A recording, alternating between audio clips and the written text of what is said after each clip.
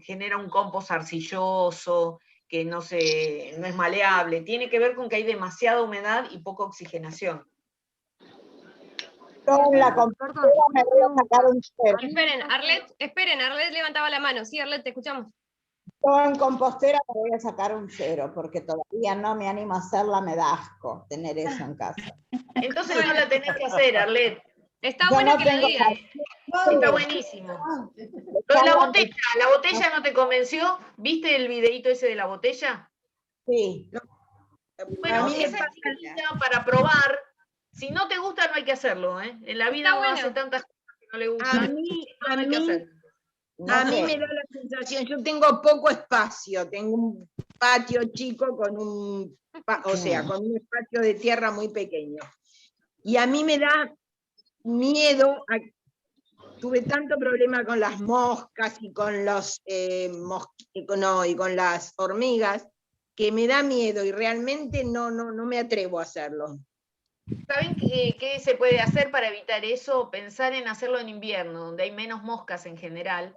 Y la gran precaución para que no haya moscas es ponerle material seco. Sí, que quede tapado. Pelamos las papas, la cebolla, las batatas, el zapallo.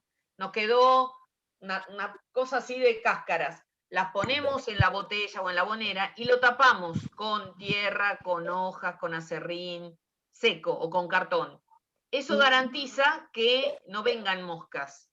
Mi hija me mandó una compostera que es hermosa, que esa sí me animaría a tenerla, pero debe ser tan cara que me la mandó por YouTube, que la vio, y me la mandó que va girando, que es una cosa de ensueño, pero debe ser... No es necesario. Para el algo más simple, algo más simple. Esperen, Miriam, sí, tenías levantada la mano. Sí, perdón, yo tengo la compostera, la estoy haciendo sobre el suelo. No sé quién. Me sugirieron cenizas y quizás me falta agregar tierra. Lo que yo noto es que abajo de todo la tierra está negra, pero arriba le cuesta diluir, ¿cómo te puedo decir? Te quedan enteras las cáscaras de naranja o de limón y todo eso. Otra cosa, yo preparé con la borra de café el líquido en un balde y le fui agregando porque era en 10 litros. Ahora, una consulta, ¿yo lo puse en las raíces? ¿Está mal o eso se polvorea? Lo puse en la raíz del limón. No, está bien. En la raíz de todas las plantitas. Está bien con el café. Está bien. Sí, es similar a lo que... Es similar a lo que hablábamos recién sobre cómo utilizar los biopreparados que estaba preparando Silvia, y decíamos, bueno, una vez que lo preparaste, ponelo en un bidoncito, en una botella bien cerrado, y cuando regás en el jardín, diluíle ese preparado de borra de café. ¿Sí? No puro, preferentemente no puro. No, lo diluyo en una jardinera. Perfecto. Y en cuanto a la compostera, Perdón, yo tomo café. Te quería hacer una pregunta. Esperen. Sí, Miriam, te seguimos escuchando. En la compostera tengo la duda. Yo voy agregando y tengo una pila inmensa que me va haciendo para arriba, a lo alto, ¿viste? Sí. Una foto. Y a veces cada tanto le ideo. Y yo noto la tierra abajo negra y arriba está sin diluir los cítricos de las cosas. Está bien, eso es bien natural. Eso está bien que ocurra, porque a medida que vos seguís tapando, lo que va sucediendo es que empieza el proceso de descomposición de esos restos orgánicos, de un carozo de durazno, de la cáscara de banana, de lo que fuera que vas tirando. Entonces vos, a medida que al revés, seguís agregando, entonces se sigue generando el proceso de descomposición abajo. Que en realidad no es descomposición, es de degradación, que son dos procesos diferentes. Fíjense que una cosa es la descomposición en ausencia de oxígeno y otra cosa es la degradación, que es lo que ocurre naturalmente en la naturaleza cuando caen las hojas, cuando un animal hace sus heces. Bueno, todo eso ocurre naturalmente, que es el ciclo de los materiales natural. Bueno, lo que estamos haciendo con la compostera es localizar eso de manera que le podamos hacer un seguimiento y usarlo a nuestro favor. Si no, esos residuos van directamente, al relleno sanitario y ocurre ese mismo proceso, lo que pasa es que allá generan contaminación y en nuestra casa no. Por eso es que promovemos tanto el compostaje. ¿Y la tierra de abajo que está negra cuando la renuevo, esa es la que uso o es exacto. todo? Exacto, no la remuevas, mirá, no la remuevas vertical. Si esta es tu compostera, no la muevas así. ¿Por qué? Porque lo que tenés que hacer en realidad es hacer un pocito, agarrar esta tierra, que es la que está abajo, ahí baja todo, ¿sí? Usás ese compost, que es un compost maduro, lo usás para mezclar en tus sustratos, para poner en superficie de canteros, de macetas, etc. Y en la compostera baja y seguís poniendo acá. A las 3, 4 semanas, al mes que volvés a necesitar compost, volvés a agarrar de abajo y ya va a estar hecho. Esa es un poco la práctica, la idiosincrasia de cómo funciona la compostera en el jardín. Sí. Perdón, Clarita. Vina, Por eso algunos diseños. La de abajo y la voy echando en las plantas. Y después la vuelvo a armar. Yo lo hago así, perfecto. horizontal. Exacto. Exacto. O sea, mezclar lo de arriba con lo de arriba y lo de abajo ¿Te con lo puedo de hacer abajo. una pregunta? Sí. ¿Te podía hacer? Gracias. Lilian tiene la mano levantada. Vamos primero por Lilian y después por Vina. Sí, Lilian. Sí, no, te comento lo siguiente. Yo hace rato que vengo con el tema de la compostera, usé un bidón grande de estos de agua, y le dejé como una tapa arriba, ¿no? Para cuidarla. Bien, ya desde que ustedes, desde la primera clase que empecé a hacer la compostera, pero le están saliendo ahora yuyitos a mi compost. Esos yuyitos los tengo que sacar, se están tomando los nutrientes de la compostera, es mejor que esté, ¿cómo es el tema? Está muy bueno lo que pasó. ¿Por qué? ¿Por qué salen plantitas de la compostera? Porque cuando vamos tirando materia orgánica, lo que hacemos también es tirar semillas. Digo, pelamos un morrón, tiramos toda la parte quizás blanca, la semilla. Bueno, eso va a la compostera. Sí. Hacemos lo mismo con las uvas, con los zapallos, con todo eso. Entonces estamos incorporando una gran cantidad de semillas a nuestra compostera. Y en gran medida eso es lo que hace que sea tan bueno el compost, porque estamos generando ahí todo ese inóculo de una gran cantidad de plantas. Ahora, puede ser que se den las condiciones para que una de esas semillas germine. Entonces tenemos una plantulita. En realidad no es ni bueno ni malo, podés esperar a que muera, se va a degradar y se va a compostar adentro de la misma compostera y vas a poder usar normalmente ese compost. Ahora, si ves que es una planta o una especie que particularmente te interesa, lo que puedes hacer es sacarla con cuidado y repicarla, que es lo que llamamos plantar esa plantulita chiquitita en una maceta o en el jardín. Por ejemplo, mi mamá hace eso con todos los zapallos que le salen de su compostera. Que en realidad son al final las plantas más sanas de zapallo que tiene después. Porque digo, ya germinaron en la condición ambiental en la que van ambiental excelente, claro. Exactamente. Así que Perdón, bueno, esa es un Hay poco algunos que ponen el hueso, el carozo de palta, germinar en la abonera. Y los otros días vi algunos intercambios en unos grupos que dicen que es la mejor manera de germinar la palta. Mira qué bueno. ¿Vina? Perdón, Clarita. Sí, Vina, adelante.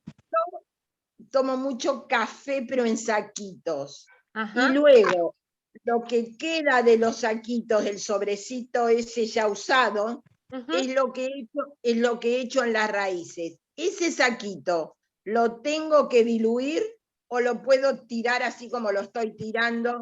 Lo mejor es que no lo tires directo ni a las macetas ni a los canteros, que primero el saquito de té completo, o sea, el café, el saquito, el hilo y el papelito, siempre y cuando no tenga nada de metal, lo puedes tirar así completo como está adentro de la compostera. ¿Sí? Eso se va a degradar, porque digo, todo es material orgánico, tanto el hilo, que es de algodón, el algodón es una planta. No directamente sobre la raíz de la planta. Y no, lo mejor sería o que prepares un biopreparado de café, o sea, agua y café, lo dejas una semana fermentando y eso lo usás como diluido en el riego. Fíjense la diferencia, ¿no? De tirar el café directamente en la raíz de una maceta y hacer este procedimiento que estamos diciendo, es significativa la diferencia de la disponibilidad del nutriente para la planta después cuando lo regás. Pero en realidad yo lo mejor que de todo haría y te recomendaría es incorporar el saquito de té así completo como está a la compostera, si es que estás haciendo compostera. Y igual rescato lo que nos contaba, era Arlet, que dice, no puedo con la compostera, me da asco, me da impresión. Yo tampoco. Está bien, no queremos combatir eso, no queremos que nadie pase por ninguna situación dificultosa. Quisiera incursionar, pero No, es como una... Yo lo hice en la botella, como el video.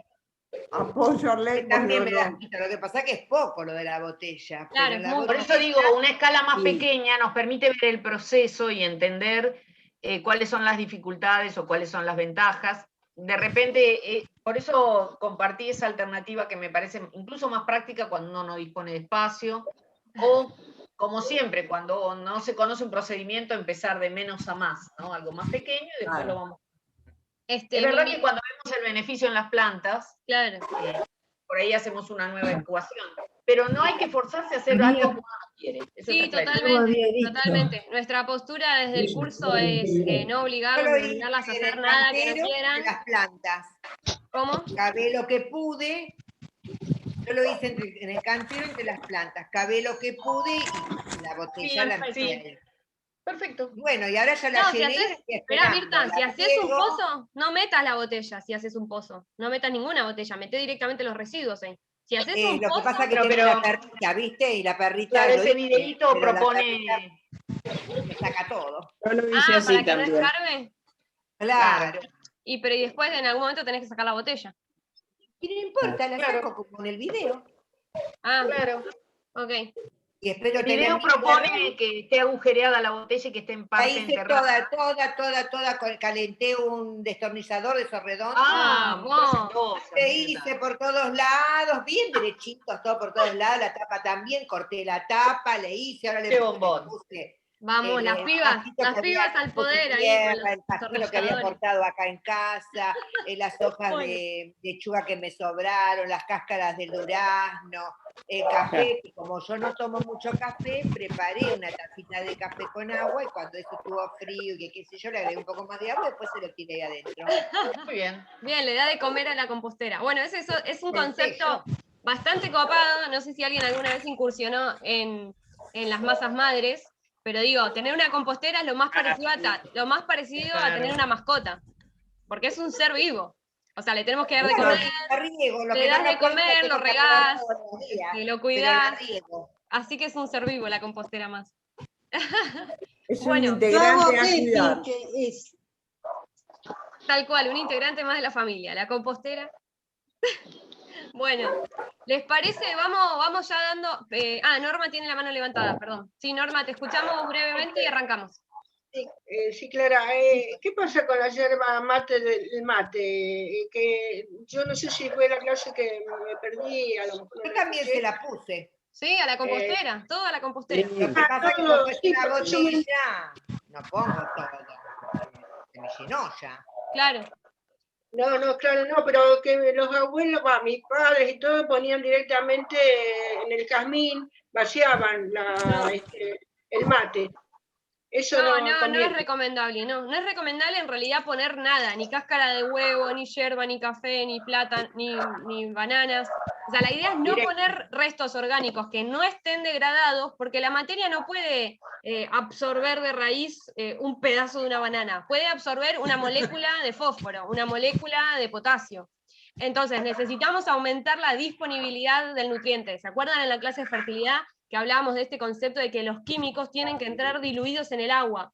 Si no, la planta no accede a eso. O sea, puede haber un montón de fósforo en el por suelo. ejemplo, desparramarlo en el jardín, en el césped, pasto. Yo tengo una mezcla de lichondra, un poquito de césped de ceballano. No estás fertilizando, digamos. Lo que estás haciendo ahí es tirar hierro al patio, pero no estás fertilizando. Son dos prácticas diferentes.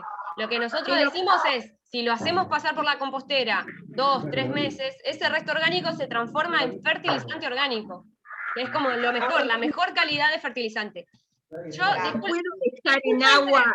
¿Puedo silenciar un toque todos los micrófonos? Porque hay mucho ruido de fondo y el que quiere o la que quiere hablar se aplica, se abre el micrófono y ahí volvemos. Porque hay muchísimo ruido. Ahí está. Sí, ¿quién estaba hablando? Actívese el micrófono. Te quiero hacer una consulta. ¿Puedo mezclar yerba mate con borra de café? Podés hacer todo siempre que pase, o por la compostera o por una fermentación. Todo Bueno, restos orgánicos. ¿Puedo fermentar yerba con borra de café? Sí, exactamente. Eso lo filtrás, lo pones en un bidón y cuando vas regando diluís una parte en 9 de agua y con eso regás el jardín o las macetas. Bueno, discúlpenme, vamos a empezar un poquito ya con la parte expositiva para incorporar los conceptos que tienen que ver con la clase de hoy. Hacemos esa parte quizás un poquito más teórica y volvemos después al final de la clase con todas las consultas, preguntas que tienen. Pero así podemos llegar a alcanzar los temas de hoy, los nuevos conceptos que también van a enriquecer, el debate. Así que recuperamos todas estas preguntas, consultas Las que fuimos charlando, las que quedaron en el tintero para el final de la clase, ¿les parece? Bueno, gente, queridos y queridas, estamos en la clase número 5 de nuestro querido curso de jardinería. En esta clase, ya pasada la mitad del curso, nos vamos a meter en un tema que es probablemente, digo, lo que vinimos a buscar cuando buscamos inscribirnos en un curso de jardinería, que tiene que ver con cómo elijo las plantas para cada lugar.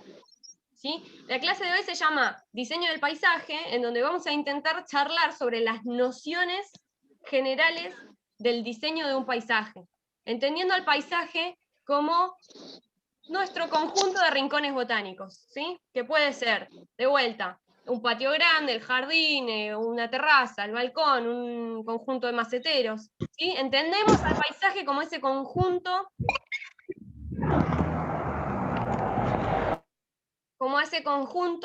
de ecosistemas que habitan en nuestros jardines, ¿sí? Y fíjense que eso en relación a lo que tiene que ver con el concepto, la noción de paisaje, pero en lo que tiene que ver con la noción de diseño, fíjense que eso ya deja de ser quizás una definición objetiva, académica, cientificista de lo que es el ecosistema del paisaje, que es un nivel de organización de la vida, de los seres vivos, digo. El paisaje es un conjunto de ecosistemas, por definición, para la biología. Ahora, hoy vamos a hablar del diseño del paisaje. Y en el concepto de diseño hay una intervención del ser humano en esos ecosistemas con algún objetivo. Y un poquito la idea de este primer momento de la clase es que podamos poner en tensión o reflexionar un instante acerca de la evolución al concepto de diseño entendido como un concepto dinámico, desde donde venimos quizás con una idea como romántica, rococó, de los diseños de paisajes y jardines franceses, ingleses, clásicos, en donde, digo, también eso representaba una idea que teníamos en ese momento de la ciencia, del ser humano controlando la naturaleza y todos los arbustos cuadraditos y los rosales en línea en el medio y el césped cortadito. Bueno, esa era una noción de diseño del paisaje. Era un estilo de diseñar, un estilo para diseñar jardines, espacios verdes, que representaba de vuelta, ¿no? Esta cosmovisión de nosotros y nosotras con la naturaleza y habitándola.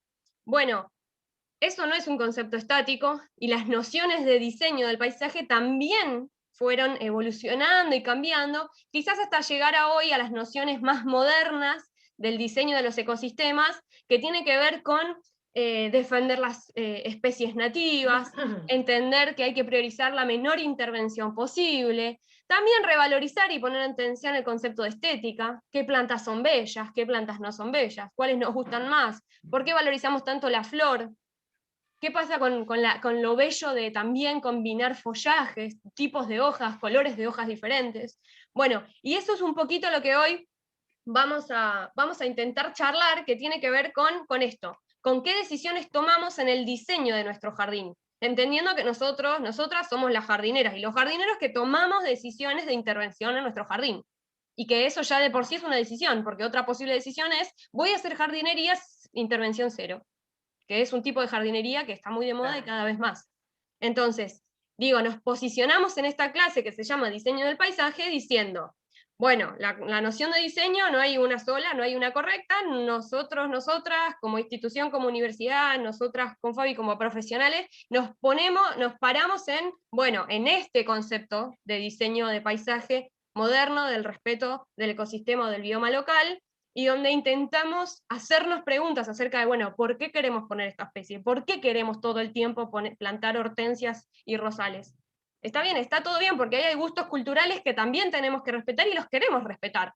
Pero ¿y si nos empezamos a preguntar acerca de otras especies? ¿Y si nos proponemos conocer otras especies que no sean tan difundidas, tan populares, tan conocidas, y tienen otros servicios ecosistémicos asociados? Bueno, disparar esas preguntas, ¿sí? De vuelta, no es entrar en tensión, no es decir que hay una forma mal y una forma bien, pero sí es, digo, pararnos para esta clase también con nuestra propia postura y hacerla explícita, porque podemos no compartirla todos y todas. Así que, arrancamos esta clase de diseño del paisaje. Voy a compartir un segundo la pantalla de la clase teórica, hacer el cambiazo este que hacemos de pantallas. Bien, ahí deberíamos estar en... A ver. Ahí estamos. Bien, entonces, no, acá.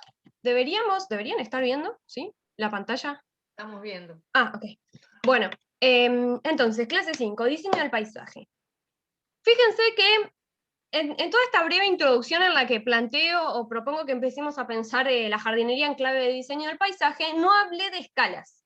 O sea, no hablé del tamaño de los jardines o no hablé del tamaño mínimo que tiene que tener algo para ser considerado un paisaje.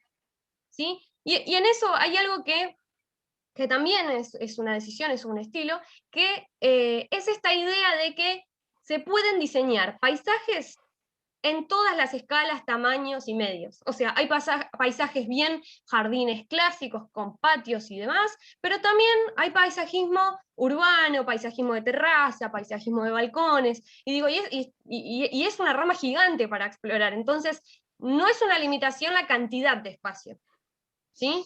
Podemos planificar el diseño del paisaje, es decir, incorporar la actividad, el ejercicio de pensar qué voy a poner en cada sitio, qué planta, ¿no? O sea, cada cosa entendida desde la jardinería, o sea, qué rincón quiero generar o qué objetivo tengo en el diseño de mi espacio, de mi paisaje. Bueno, esas intenciones tienen que ser, las tenemos que explicitar. Bueno, yo quiero tener un lindo jardín porque quiero habitar el jardín, quiero salir a merendar todas las tardes al jardín y tener un lindo lugar. Bueno, ese es un primer disparador, entonces explicito el objetivo y planifico. No voy a tener per se un día salir al jardín y tener un jardín hermoso, espectacular, que tiene un lugar para sentarme a tomar el mate. No, bueno, lo tengo que poder planificar. Y eso es una profesión, digo, existen los paisajistas y las paisajistas, y es una profesión, y la idea es que a partir de este curso podamos tener algunas nociones sobre cómo se hace esa tarea, cómo se planifica. ¿Sí? Bien. Fíjense que se puede planificar un espacio desde cero, ¿sí? O sea, me mudo a una casa, no hay jardín, y creo de cero el jardín, o ya tengo un jardín hace 30 años, o tengo un balcón, una galería, una terraza, un jardín vertical hace 25 años y lo quiero modificar. Entonces mis decisiones ya no va a ser qué pongo, qué cosas pongo en cada uno de los lugares, sino, bueno, qué conservo, qué modifico, cómo lo modifico y qué incorporo. ¿Se ve la diferencia? Bueno, esa es la idea a partir de la clase de hoy. Bien, y para hacer esto, para introducirnos al concepto, al ejercicio de planificar los paisajes, hay una noción en botánica, hay una noción en la ecología, un concepto que revoluciona lo que venimos viendo en el curso, que tiene que ver con sabernos un montón de nombres de plantas, ¿sí? Como más quizás asociado al primer momento del curso, la clase 1, la clase 2, donde hablábamos de taxonomía. Bueno, existen las especies angiospermas, las especies gimnospermas, las dicotiledonias, las monocotiledonias, y lo clasificábamos en una en una clave de taxonomía, ¿no? De familia, de especie, bueno, medio sistema Linneo, ¿no? O sea, categorizamos cada especie por su nombre y apellido. Bueno, lo que yo les vengo a proponer hoy en esta clase es que tiremos todo eso, pateemos ese tablero y pensemos en noción de grupo funcional. Hay otra clave para considerar, para agrupar, para encontrar las características en común que tienen distintas especies de plantas, que es esta noción, este concepto de grupo funcional, que tiene que ver obviamente con las características que presentan esas especies. Ahora ya independientemente de si ese conjunto de especies son todas monocotiledonias, todas dicotiledonias, si presentan tallos leñosos, si no presentan tallos leñosos, bueno, ahora lo que vamos a priorizar con esta nueva clave para diseñar paisajes es qué características en común tienen distintas especies de plantas. Y entonces en la clase de hoy lo que estamos viendo aquí es que les voy a presentar los 7 grupos funcionales de plantas que existen para la ecología, y a partir de estos grupos de plantas ya no vamos a pensar, bueno, quiero poner un nogal en el fondo del patio para sombra. Bueno, no, lo voy a pensar en clave de grupo funcional. Quiero un árbol de primer porte, o sea, de porte alto. Entonces, después de eso voy a salir a buscar qué especie y finalmente decidirlo. ¿O cómo las voy a combinar entre sí?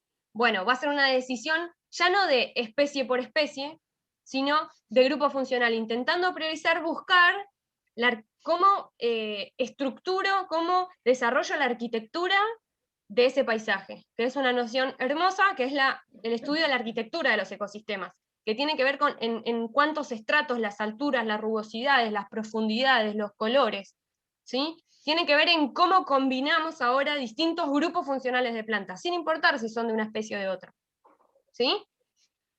Bien, les presento entonces, vamos a presentar, a charlar un poquito cuáles son estos 7 grupos funcionales de plantas.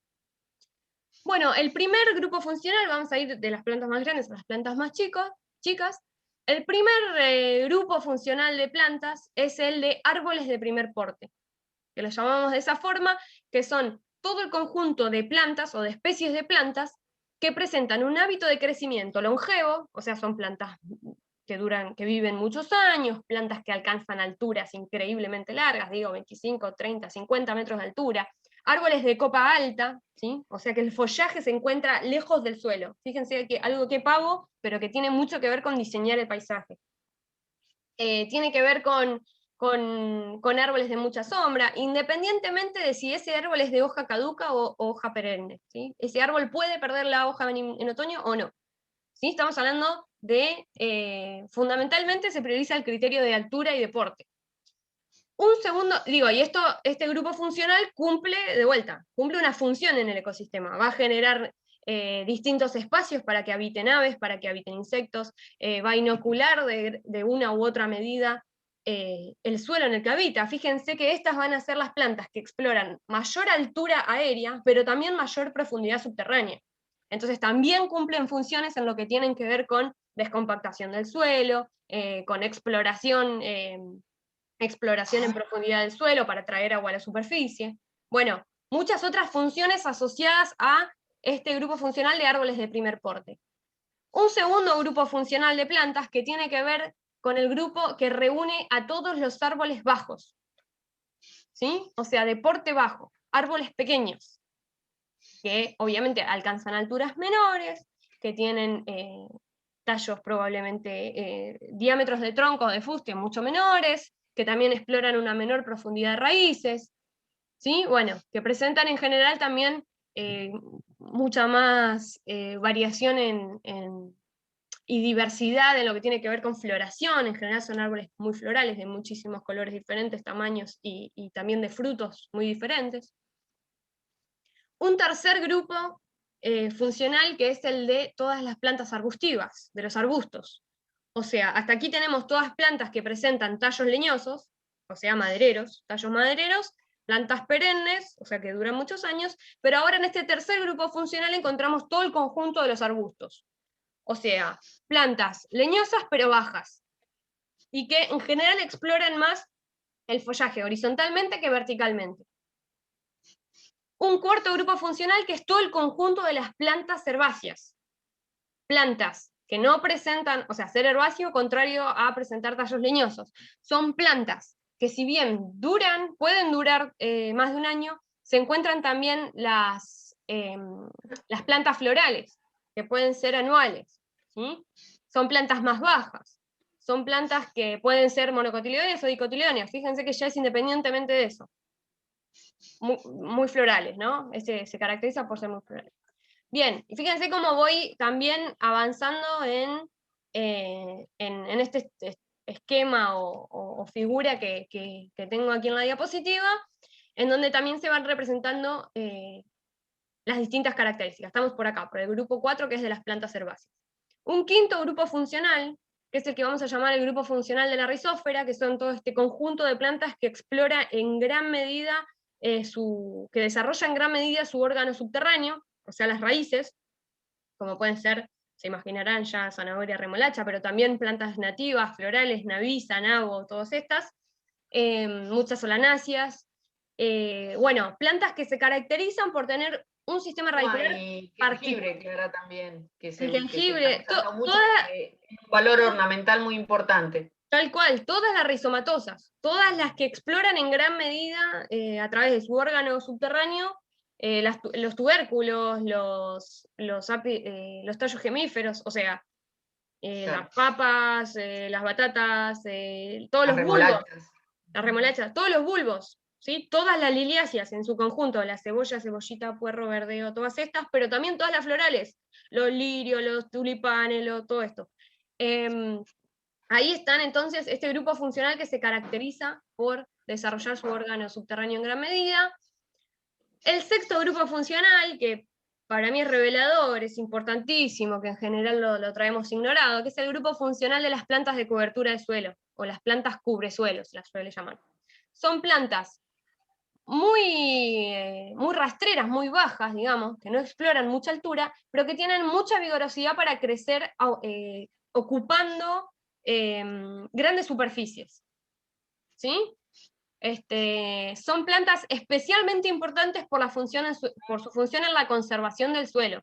¿Se acuerdan que venimos hablando mucho sobre la cobertura del suelo, sobre el mulching, sobre incorporar hojarasca y otros materiales a la superficie del suelo? Bueno, esta clase incorporamos la noción de cobertura verde, o sea, usar plantas vivas que cubran el suelo, que cumplan esa función, y entonces ya no hablamos de, bueno, le voy a tener que incorporar mulching cada verano a mi huerto, a mis macetas, a mi jardín, sino hablamos de, bueno, voy a cultivar plantas cubresuelo que me permitan nunca tener, en ningún momento del año, tener suelo desnudo, que es este objetivo que nos pusimos en clave de conservación de suelo, ¿no?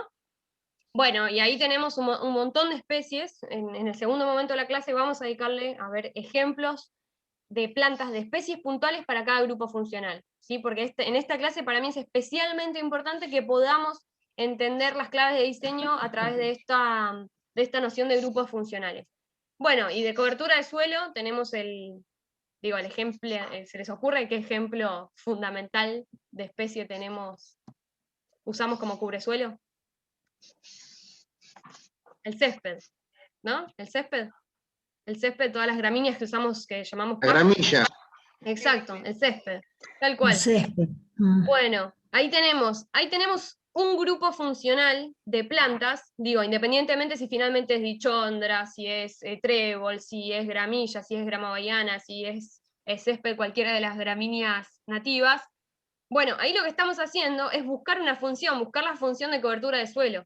Bueno, ahora lo que yo les digo es, bueno, ojo que ese es un solo grupo funcional de los que tenemos que buscar. Tenemos que intentar enriquecer en nuestros jardines todo el conjunto de los grupos funcionales. Ahí vamos hacia ahí. Bueno, y por último, porque me falta el séptimo grupo funcional, que es el grupo que reúne a todas las plantas que llamamos enredaderas, o sea, que son capaces de crecer a alturas muy, muy grandes, pero que no son de porte. O sea que las necesitamos combinar con otras especies o con otros sustratos, con otros soportes. ¿Sí? Y ahí adentro tenemos un montón de otros ejemplos. Bien, todo esto que parece como separado, individualizado, que lo estudiamos así para comprender las funciones ecosistémicas de los distintos conjuntos de plantas, hay que mezclarlo todo. Y acá es donde para mí es la revolución del pensamiento de cómo se hace jardinería o de cómo se diseñan los paisajes. Lo que buscamos desde el diseño, o al menos desde esta cosmovisión del diseño de los paisajes, es enriquecer nuestros ecosistemas, nuestros paisajes, de la mayor cantidad de grupos funcionales posibles. ¿Sí? Entonces, obviamente la cantidad de ejemplares que ponga por cada grupo funcional dependerá de, bueno, la cantidad de espacio que tengo, las características de mi jardín, el objetivo que quiero alcanzar, si quiero que sea un jardín despejado, si quiero que sea un jardín boscoso. Bueno, pero como criterio general lo que vamos a querer es los espacios que decidamos destinar para jardín, para paisaje, buscar la complementariedad de nichos, que es lo que en ecología decimos entremezclar grupos funcionales. O sea, ya no tanto dejar cuadros de canteros o cuadros de superficie enriquecidos de un solo grupo funcional, sino mezclar, ser capaces de diseñar los distintos estratos en altura, profundidades, ¿sí? A través de la rugosidad. También explorar, pensar en suelo, combinar especies que exploren distintos perfiles del suelo. ¿Y por qué pensamos todo eso? ¿Por qué desde la ecología decimos, bueno, queremos defender, traer este nuevo paradigma de hacer jardinería?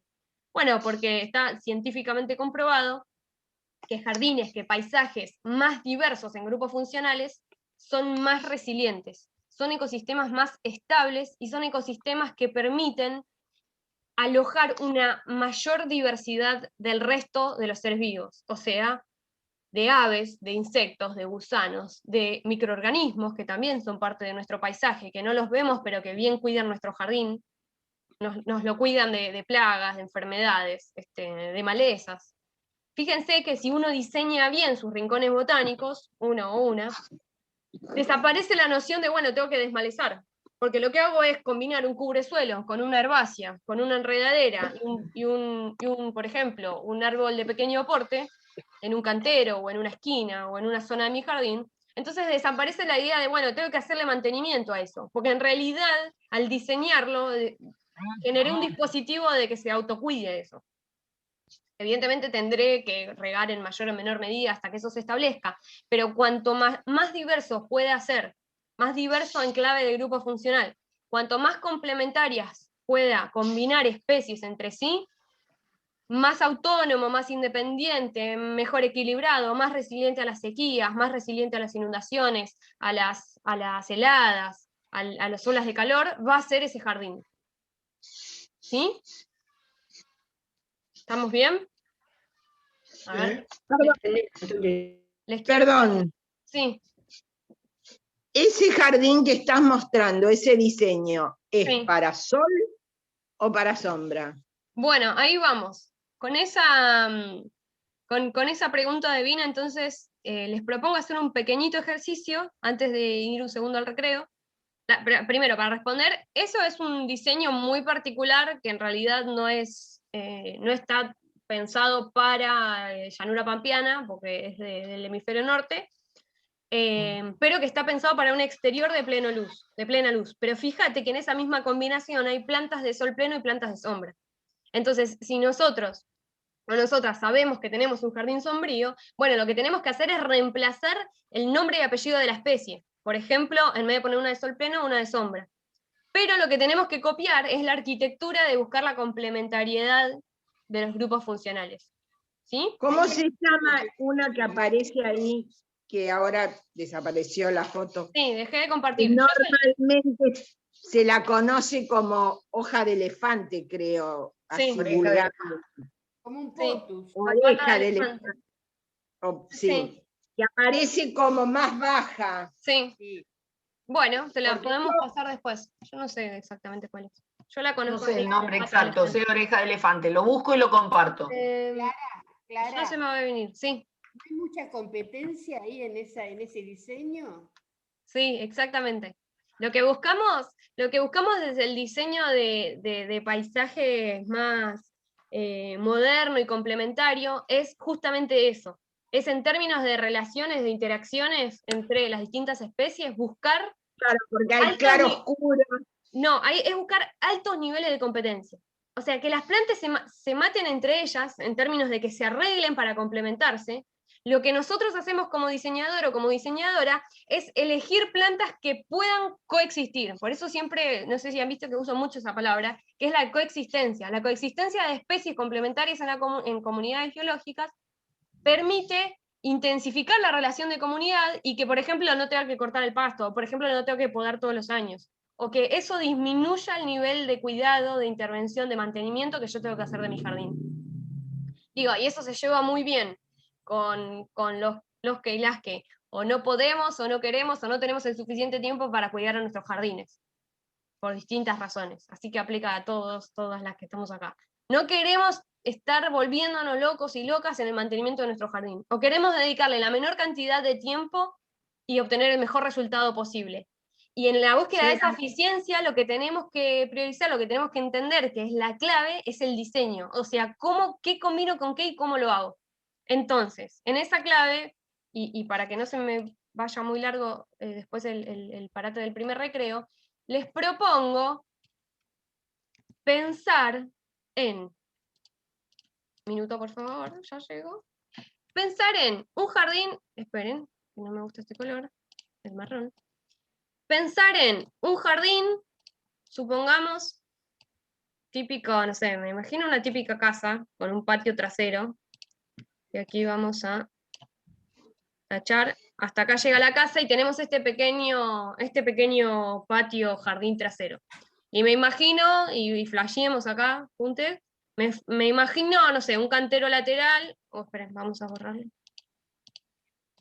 Me imagino un cantero lateral, uno del fondo, por acá me imagino no sé, una parrilla, galpón, lo que fuera, que no puedo usar, así que lo bloqueo, y un centro más o menos con césped, o donde quiero habitar, o puede ser también con piso, pero lo bloqueo, acá no lo voy a diseñar. Entonces hago este ejercicio de planificar el diseño de mi espacio, de mi rincón botánico, de mi jardín, terraza, etc. Fíjense, independientemente del tamaño que esto tenga. Esto puede tener, digo, 7 metros por 10 metros, que sería un frente típico de una casa, pero también puede ser más grande o puede ser más chico. Entonces, ayúdenme y pensemos en conjunto cómo sería el diseño de este espacio. Bueno, yo lo pensaría de este modo. Voy a ir diciéndolo en voz alta y ustedes me dicen, ¿me parece bien o estás re loca? ¿Sí? Yo me imagino algo así como, en este espacio, con esas medidas, algo así, me imagino un árbol de primer porte acá. Y fíjense que cuando diseñamos espacios, diseñamos copas. O sea, el tamaño que figuro, que grafico, es el de la copa. Eso quiere decir que como por acá abajo tenemos que tener así el tronco. ¿No? Correcto. Va a generar sombra. Exacto. Entonces, bueno, así arrancamos. Y fíjense que es importante eso de las copas porque ahora vamos a ver que determina en gran medida cómo ubico. Clara, perdóname, pero el árbol tiene que estar a una distancia de la medianera del vecino. Sí. Eso también tenemos. Si vos lo ponés ahí. Correcto. Correcto. Me parece ahí tenemos... que no va. Yo el árbol lo pondría en otro lugar, más en el centro. Ajá. Y ahí pondría todos florales. Bueno, movámoslo. Clara, yo tenía un ficus que me vino como 30 metros de alto y un vendaval me lo tiró y me rompió todos los canteros y el piso. Ay, qué horror. Por favor, no usen más ficus. Es donde vos pusiste el árbol. Ay, es que es una especie que no... Esperen, vamos por parte, por fin. Primero, Roberto dijo, cuidado con la legislación municipal que la tengo que cumplir para no tener problemas. Correcto. Recomendación, lean la reglamentación respecto a arbolado urbano de sus municipios. El que yo conozco localmente es municipio. Los y las vecinos y vecinas no pueden intervenir el frente, o sea, la vía pública. O sea, solamente está prohibido la intervención en la vía pública, de tu frente hacia la vereda. O sea, no puedes ni podar ni plantar árboles ahí, supuestamente, según la normativa municipal, la ordenanza del 97 acá en Hurlingham. Después, las medianeras compartidas entre privados son por acuerdos privados. O sea, ninguna ordenanza dice que no podés plantar un árbol a menos de 5 metros de tu medianera. Ahí entramos en un gris de que, bueno, me tengo que poner de acuerdo con mi vecino si él quiere, por ejemplo, podarlo cada vez que esto crezca para acá, y él lo puede podar, está de su lado, o podemos compartir, por ejemplo, si este árbol da una cosecha, bueno, vos cosechás esta parte del árbol, yo cosecho esta. Entramos ahí en acuerdos entre privados, entre partes, ¿sí? Pero Clara, no solamente es la legislación municipal. El Código Civil prevé el tema de los árboles, a qué distancia tienen que estar en la medianera, por las raíces, por la fronda, la madera, las ramas que se puedan pasar al vecino. Eso hay que tener cuidado. No solamente lo municipal, no es que te quiera boicotear lo que vos me estás diciendo. El mayor cuidado lo tenemos que tener con las raíces, porque exactamente son las que rompen los cimientos. Correcto. Sí, me dedico a estudiar el recurso, la gestión del arbolado urbano, así que justamente es mi objeto de estudio e investigación. Bueno, no, pero si vos me decís, estamos en una gran extensión, en 1 hectárea, bueno, y no tenés vecinos colindantes ni paredes, perfecto. Yo creo que no hay problema. Cambiémoslo, no le Y voy a yo te traer iba a problema a decir, nadie. ponelo en el patio, más cerca del cantero, cosa de que le dé sombra al cantero y podemos usar la sombra también en el patio. Sí, Sí, pero no ¿puedo? se piensa así. Normalmente, digo, el diseño no se piensa de ese modo, no es que planto el árbol exactamente donde quiero la sombra. ¿Por qué? Porque nos estamos olvidando todavía de algo, que es que, porque todavía no pude avanzar, que tiene que ver con la ubicación de algo que es lo más importante del mundo, que es el sol. Entonces, Eso es lo que yo quería decir cuando levantaba la mano. ¿Dónde salía? ¿Dónde era el norte? pero déjenme avanzar. Yo entiendo que tenemos mucho para aportar todos, pero necesito poder avanzar, si no, es un poco complication. Esperen que pongo... Está bien, está. Entonces, supongamos que el norte está allá, es random, o sea, esto va a depender de cada jardín, de cada patio. ¿Cuál va a ser el recorrido solar? Es algo que me interesa analizar en este diseño. Entonces, primero, antes de pensar en dónde quiero la sombra para el árbol, ¿sí? Como función, yo lo pienso como diseño en esta clase, que son dos formas, tengo que pensar en el recorrido solar. Entonces, la proyección de la sombra, si es que estoy buscando sombra, mucha gente no busca diseñar para sombra justamente en sus jardines porque quiere al revés, tener sol en sus patios. Sobre todo en la urbe, que es donde más proyección de sombras tenemos. Entonces, primer cosa, doy un caso de estudio, ejemplo, justamente un caso de estudio es un caso de estudio, es un ejemplo que probablemente no existe en ningún lado, pero que lo usamos con fines pedagógico-didácticos para poder estudiar, aplicar cierto concepto. Entonces, pongo un ejemplo, este patio, ¿puede estar el norte en otro lado? Sí. ¿Puedo estar peleado con este vecino? Sí, bueno, evidentemente voy a querer evitar problemas con este vecino. ¿Quiero cumplir con la reglamentación, la legislación vigente de mi jurisdicción? Sí, quiero cumplirlo, obviamente, leámoslo. O sea, debe leerse, debe adecuarse a cada sitio, porque ahí sí, lo que es arbolado es gestión del municipio, es decisión municipal. Y hay municipios, hay casos muy variados. Hay municipios que permiten que sus vecinos intervengan el arbolado de alineación, hay municipios que no, etc. Y en lo que tiene que ver con el Código Civil, que es lo que menciona Roberto, honestamente no lo sé. Yo más bien me juego a pensar que en el diseño, primero diseñaría como yo quiero, o sea, como el usuario es su objetivo, su ideal, y después pensar en, bueno, ¿eso es viable o no es viable? Pero digo, en términos del paisaje o del paisajismo, si ustedes quieren diseñar su jardín y van a un estudio de paisajismo, lo que van a hacer es primero hacer lo que vamos a hacer en esta clase, que es pensar la orientación, pensar el objetivo y la complementariedad de grupos funcionales, que es el objetivo de la clase de hoy. Después, ¿es importante todo el resto? Sí, obviamente es importante todo el resto.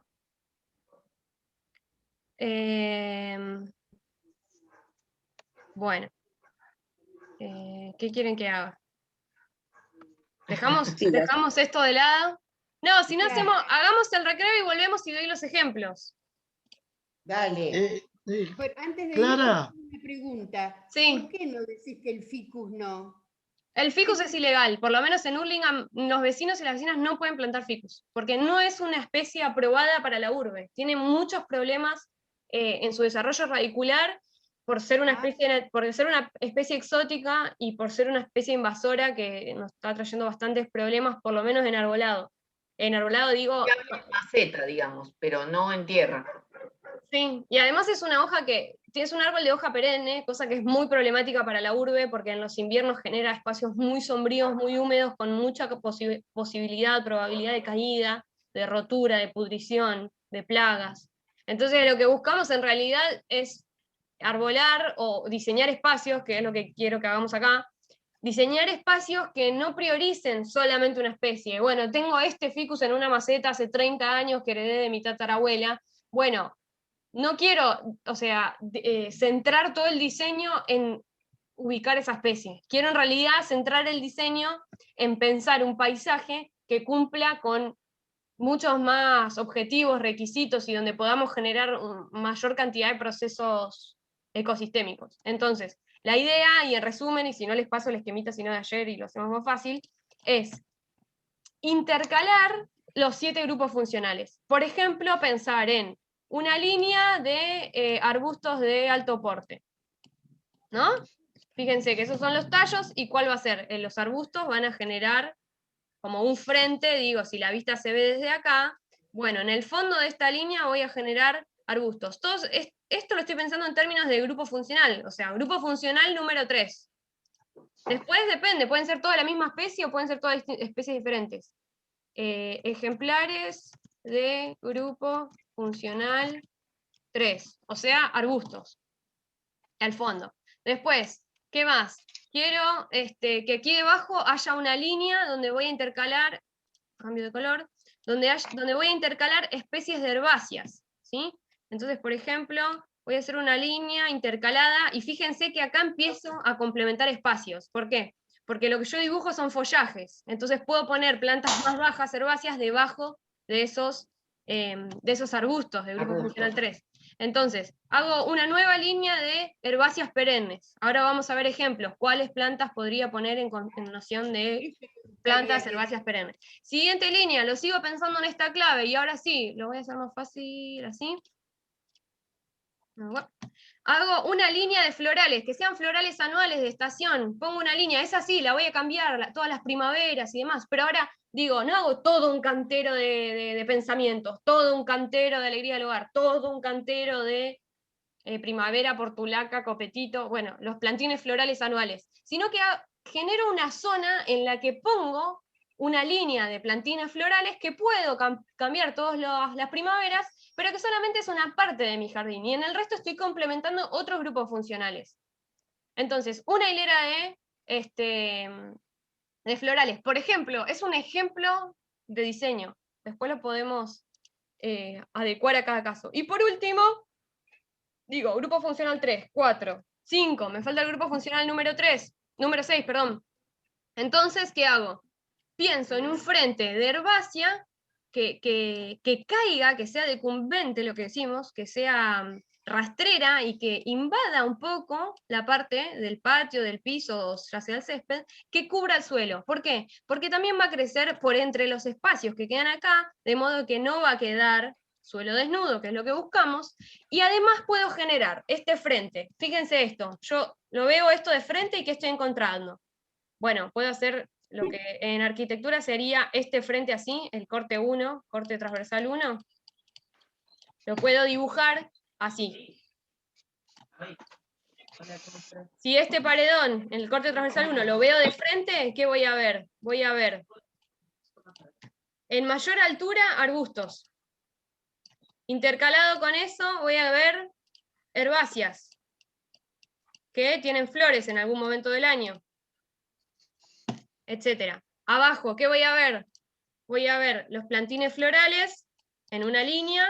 Fíjense cómo estoy generando rugosidad por diferencia profundidad, y también estoy generando diferencia de alturas, ¿cierto? Y con eso estoy generando diferencias de contraste de follaje. Cuando hay una flor, cuando alguno de los grupos funcionales entra en flor, digo, empieza como una alternancia también de esa floración. Y esperen, y por último me está faltando la cobertura de suelo, que es rastrera. Entonces, fíjense cómo en muy poquito espacio, esto puede ser un cantero de 1 metro, ¿eh? Uy, qué mal que escribo. ¿No está sobrecargado, Clara, el tema? ¿No está sobrecargado? Sí, eso es lo que buscamos. Claro. Necesitamos que esté sobrecargado. Para que un jardín sea un ecosistema equilibrado, resiliente, necesitamos que no haya suelo desnudo, que haya una exploración diferencial en altura, pero también en profundidad. Y ahora, bueno, esperen que guardo este ejemplo, así se los paso. Bueno, Vos sos la experta, pero no lucen las plantas en forma individual, porque es todo un mejunje de todo. Es todo meter en poco espacio, me parece.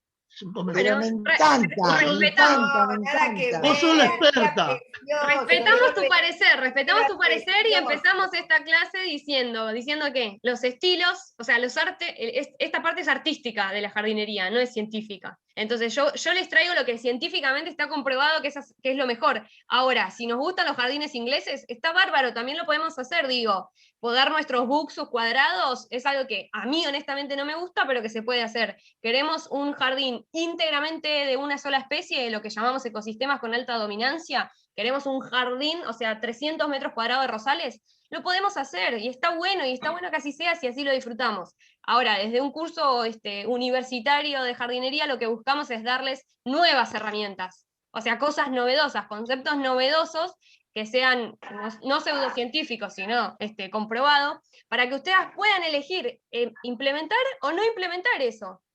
Pero si tenemos 300 metros cuadrados de hortensia o de rosales, tenemos que saber que todas las primaveras tengo que tirar nitrofosca, mínimo 200 mililitros por metro cuadrado, que tengo que hacer un manejo acorde a eso que tengo. Fíjense que esto que propone Roberto, ¿está muy sobrecargado? Sí, está muy sobrecargado, pero es así como son los ecosistemas naturales. Cuando la mano del hombre no genera disturbios, lo que en ecología llamamos el régimen de disturbios, lo que sucede es que los ecosistemas climáxicos, o sea, los ecosistemas maduros, longevos, acogen una mucho mayor biodiversidad con esta lógica, con la lógica de complementar nichos, complementar espacios y hábitats de distintos grupos funcionales de plantas, y eso es lo natural. Ahora, si eso estéticamente, pero la estética es un concepto de la filosofía del arte, o sea, un concepto antropogénico, que creamos los seres humanos si algo es lindo o algo es bello, eso es cultural. Ahora, lo que yo propongo es como pensarlo en la lógica de la ecología, que es una ciencia natural. Entonces, la respuesta es sí. ¿Está sobrecargado? La respuesta es sí, porque me gusta, y eso es subjetivo. Entonces me puede gustar una cosa diferente y puedo tomar otra decisión. Lo que es importante en términos de esta clase, o sea, en términos del diseño del paisaje, es que yo sea consciente que estoy haciendo eso. Si yo quiero hacer un monocultivo de rosales, obviamente que lo puedo hacer, más vale que lo puedo hacer, y yo también como compañera jardinera lo voy a celebrar, ver un lindo rosedal, pero sepamos que diseñar ese jardín, ese paisaje, implica un manejo específico, un manejo de mucha mayor intervención, un manejo con mucha mayor problemas de plagas, un manejo con más problemas de enfermedades, entonces tengo que estar atento y agarrar al ras, mantener a rasa los temas de adversidades, lo mismo que desmalezar. En estos ecosistemas súper diversos y recargados, como dice Roberto, probablemente no tengo que desmalezar. Ahora, si tengo, no sé, una huerta totalmente de verdura de hoja, o sea, hago todo lechuga, bueno, evidentemente tengo que intervenir mucho más seguido y mantener mucho más seguido ese sitio. Se ve la lógica, ¿no? O sea, no digo hay algo que está bien y algo que está mal, digo, cuando tomamos la decisión del diseño, tenemos que saber que eso conlleva un manejo, entendiendo el manejo a la clase pasada, o sea, las prácticas de jardinería, que eran sembrar, podar, desmalezar, aplicar fitosanitario, bla, bla, bla. ¿Sí? Bueno, siendo casi 20, son 11 y 17, ¿les parece si hacemos un receso mini de 5 minutos, nos realistamos y ponemos frescos y volvemos? Así expongo la parte de ejemplos, que quizás es la parte más interesante. Bueno, si no hay preguntas, sí. No, pregunta no, yo quería decirte que a mí me encantó eso, porque a mí siempre me gustó hacer, digamos que atrás esté más alto. Yo no tengo mucho espacio, vivo en una esquina, aparte estaba el taller de mi esposo atrás, y después hice un garaje, así que tengo muy poco espacio atrás. Y me gustó, quería eso, como decir, tengo que poner plantas atrás más grandes, ir intercalando, pero no me animaba, no sabía, viste, no, claro. En relación a lo que dice la señora, si el espacio es chico y no se puede poner un árbol grande. Ahí vamos. Bueno, pero lo vemos después. Porque yo tengo mi espacio, pero no me da por el techo. Claro. Poner un árbol Bueno, grande. perfecto. Recuperemos esa pregunta en el siguiente A la módulo. vuelta. Ahora, Dale, dale. en el segundo momento, que es donde vamos a ver casos concretos de, digo, bueno, ¿cómo complemento los 7 grupos funcionales? Bueno, a veces no puedo. Y entonces, ¿cómo lo hago? Ahí. No, pero igual, si uno quiere, puede. ¿Cierto? Claro.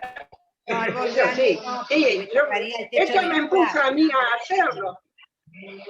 Claro, pero también se puede hacer en círculo con mangueras, yo he visto así en revista, ¿viste? Si querés hacer uno con un círculo, en vez de hacerlo así, bueno, lo haces, lo marcás con una manguera.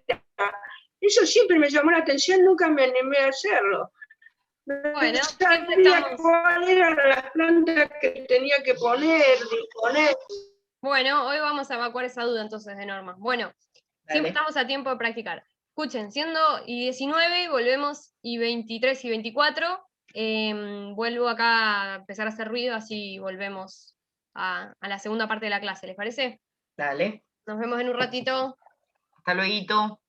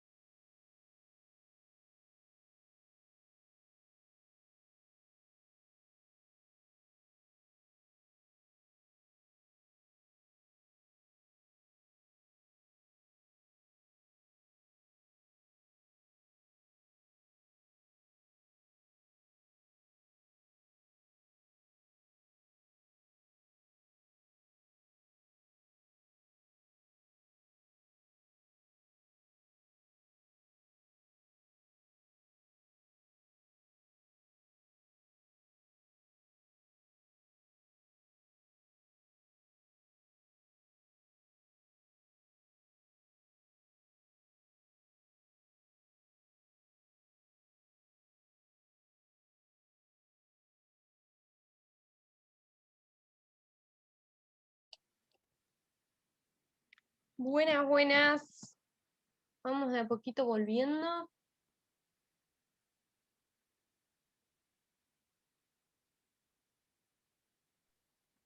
Los 5 minutos son cortos. Hay muy poco tiempo, 5 minutos. Ya estamos casi todos. Buenísimo. Hola, perdón que entré tarde, pero tuve que ir al médico. Hola Marta, ¿cómo ¿Todo estás? bien? Hola, ¿cómo están? Bien, gracias. ¿Te fue bien en el médico?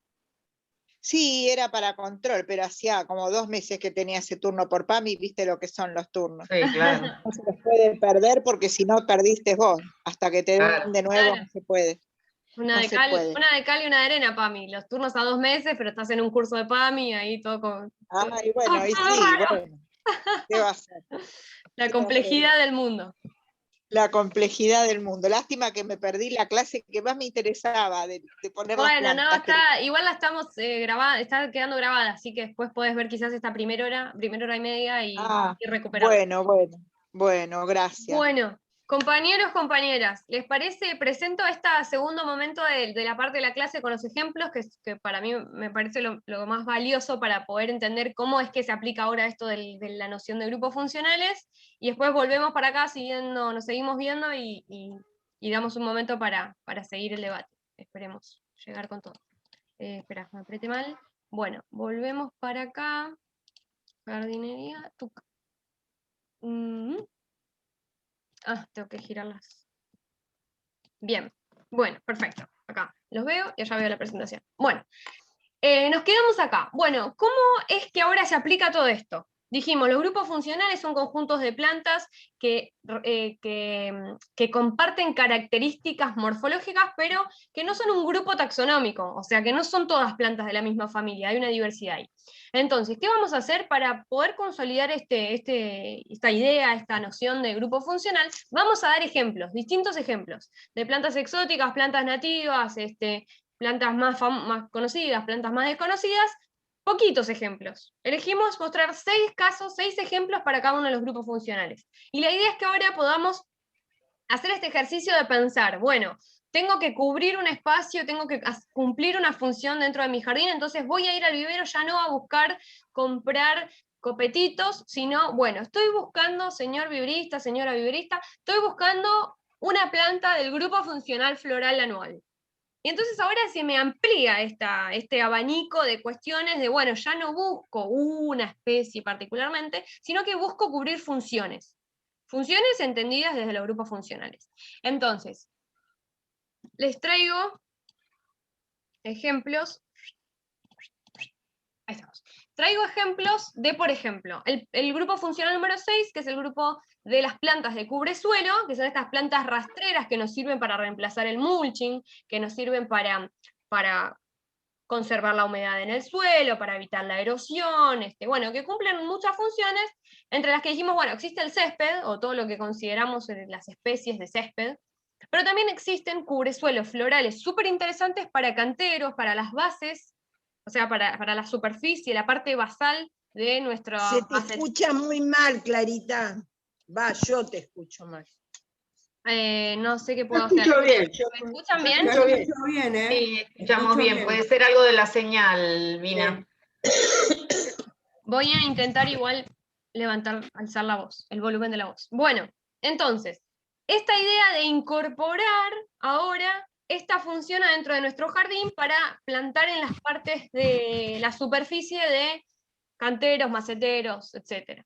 Bueno, algunos ejemplos. Por ejemplo, algunos geranios rastreros, que son muy lindos, muy vistosos, súper llamativos, una planta un poco común, que es el geranio búlgaro, pero también muchos otros. Por ejemplo, la portulaca, como una especie rastrera, digo, que es bien chata, no crece tanto en altura, pero sí cubre una porción grande de la superficie del suelo, que presenta floración en muchos tamaños, en muchos colores, que es muy interesante para usar como cubresuelo, que también es decumbente esto de plantarla, por ejemplo, en el borde de un cantero colgante o de un macetero, y que caiga esta idea de también generar superficie vertical, que es algo que buscamos mucho en la jardinería urbana.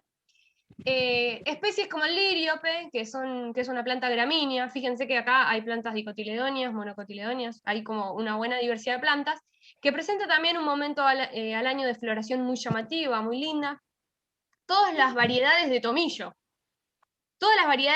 que son muchas, por lo menos nosotras conocemos 4 o 5 variedades sí. de tomillo que se consiguen localmente, que son muy valiosas, que tienen un momento de floración increíble. No sé si alguien tiene una planta de tomillo, de orégano. Las aromáticas estas rastreras tienen una floración muy bella, y son plantas bien rastreras, bien de cubresuelo. Mi tomillo da lástima. Bien robustas, son plantas, digo, que se bancan la sequía, que se bancan la inundación, que se bancan las plagas, que además cumplen una función de atracción de polinizadores en el jardín, ¿sí? Y hay muchas variedades. A ver si puedo hacer algo. Qué hermoso el tomillo. Hay muchas variedades de tomillo. En particular el tomillo negro es el más rastrero, más petizo, pero hay tomillo limón italiano, el nativo. Tomillo de monte, tomillo negro. Hay un montón de tomillos.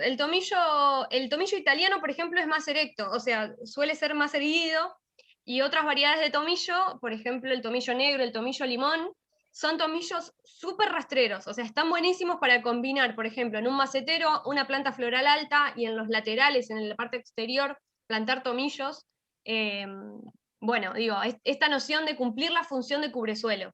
Y también aumentar la superficie para que nuestros pequeños jardines, nuestros pequeños rincones botánicos puedan ser capaces de alojar mayor diversidad de plantas. Por eso digo... ¿Y florece mucho tiempo, digamos, en qué época florece el tomillo, por ejemplo? ¿Florece mucho tiempo en el año? No. ¿O cómo es? No florece mucho tiempo en el año, florece solamente a mediados de la primavera o finales de la primavera, depende si es una temporada cálida o más fría, y se llena totalmente de flores, pero la floración no dura muchas semanas, dura de 4 a 6 semanas, 4, 5, 6 semanas. Y después durante todo el año tenés el follaje. Sí. Clara, el tomillo tiene que tener algún cuidado por los fríos, el sol fuerte, media sombra, sombra justamente entera. el tomillo se banca mucho el calor, muchísimo el calor, y se banca bien la helada, muy bien la helada. Te diría que tenemos tomillos que han soportado heladas crudas de hasta 4 o 5 grados bajo cero súper bien. Y es más, se ponen más lozanas. Muchas de las plantas aromáticas que toleran el frío, en invierno se ponen mucho más lindas, el follaje está más sano, porque no hay plagas, obviamente por el frío. Entonces, es un lindo elemento para usar de cubresuelo, las variedades de tomillo. Es, la verdad, muy recomendable. Puede ser interesante también incluso combinar las variedades, entonces también hay diversidad de colores, de tamaños de hojas, de comportamiento, si bien después la floración es muy parecida. Clara, ¿y semilla en el lugar y se multiplica?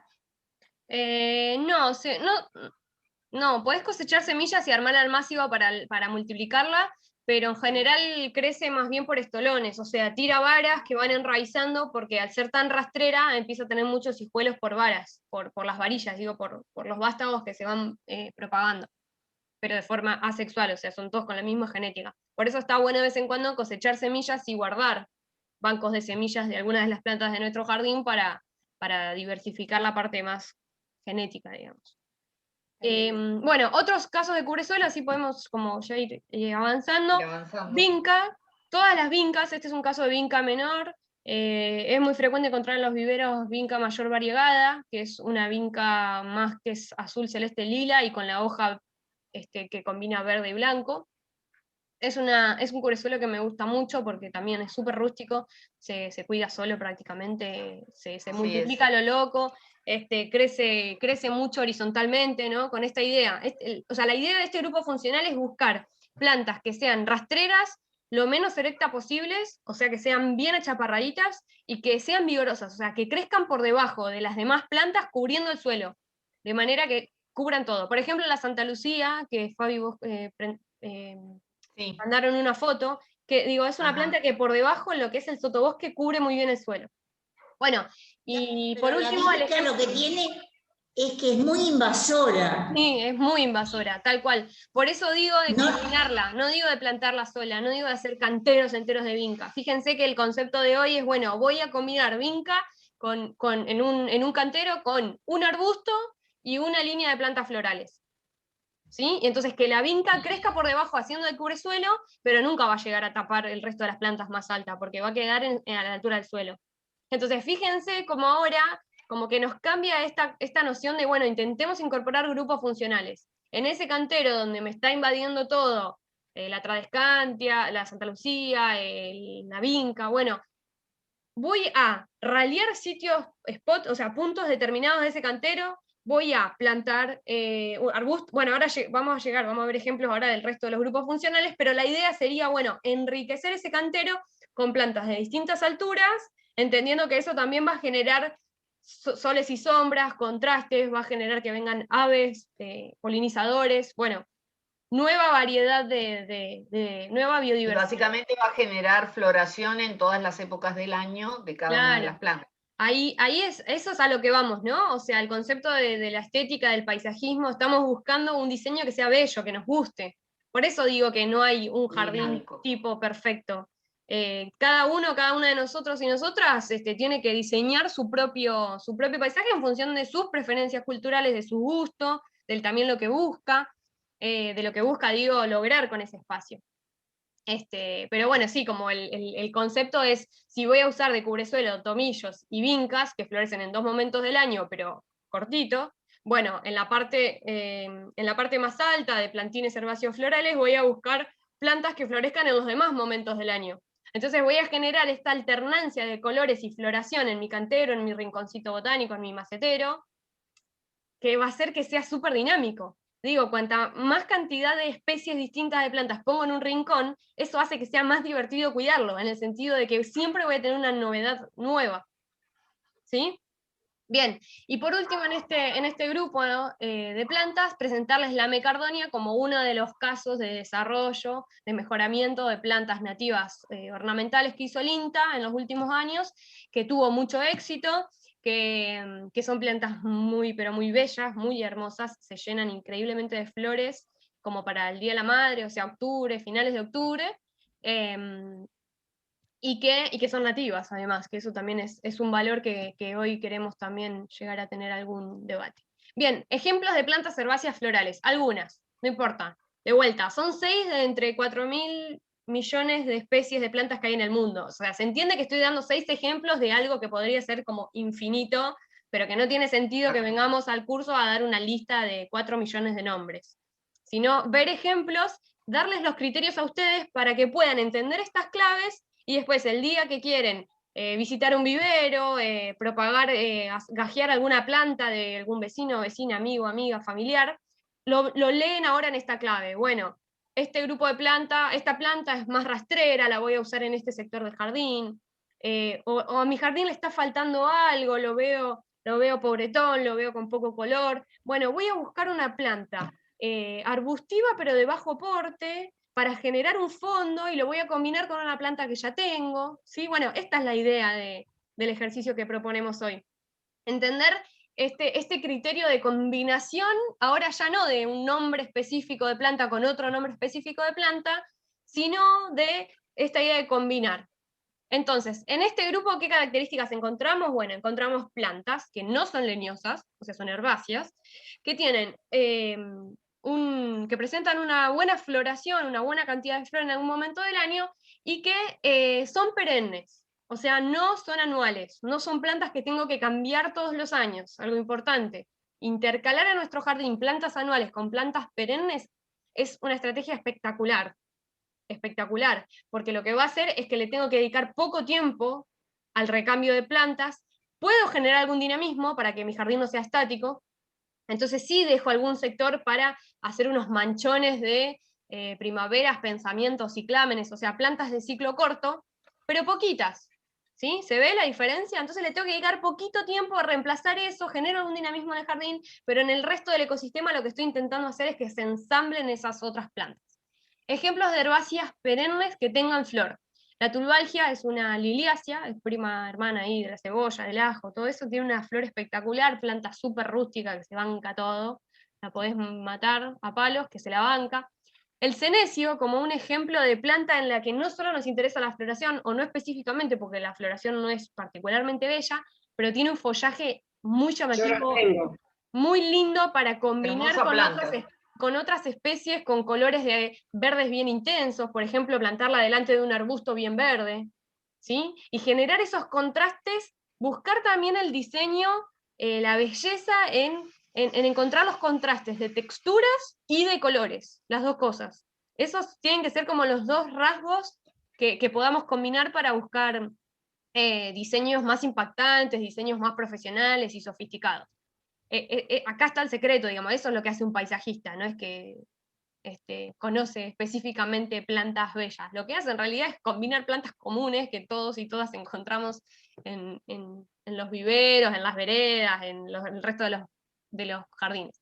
Bien, la verbena, que es también un grupo de plantas súper grande, hay muchísimas variedades, tenemos muchas variedades exóticas, pero tenemos la verbena bonaerensis, que es nativa de la llanura pampeana, que no es particularmente llamativo el follaje, porque es bastante difuso, o sea, larga como unas varas bastante alejadas, pero que está bueno combinarlo con cubresuelos o otros arbustos que generen rugosidad, y lo lindo que tiene la verbena es que cuando tira las varas, parece que son como un montón de plantas, porque claro, tira varas tan separadas que genera los penachos estos de colores, también, ¿no? Como esfumados, difusos en el cantero, en el macetero, en el que la tengamos.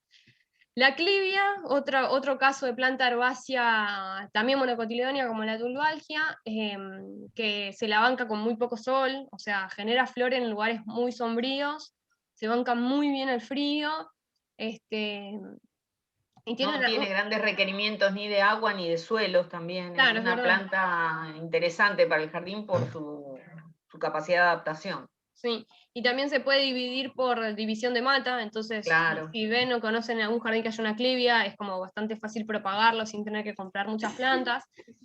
Otro ejemplo, la gaura, una planta que me recontra remil gusta. Cuando no está en flor parece un poco como un yuyito, una yuyácea, así, pero cuando flora es increíble, además la floración dura todo el verano, casi que diría los 3 meses de verano. Es una planta nativa que la podés matar a piñas, que se la va a bancar, se banca muy bien la radiación directa, y genera también esta idea de ayuda mucho a lograr esta idea de combinar rugosidades entre un arbusto bien verde, una planta más pálida, ¿sí? Esta noción de diseño que estábamos charlando, y además es nativa. El caso de la dimorfoteca, como una planta así más ornamental, más clásica, es una especie exótica, pero que presenta esta característica que le da el nombre, que es la idea de dimorfismo, o sea, en la misma planta encontramos flores de un color y de otro, y entonces ¡ay! Llegó el correo. Perdón. Esperen, Bueno. paso de diapositiva y vayamos mencionando esta. Yo sigo hablando, Clara. Dale, vamos mencionando esas, ya vengo. Dale. Pasamos ahora a las plantas arbustivas.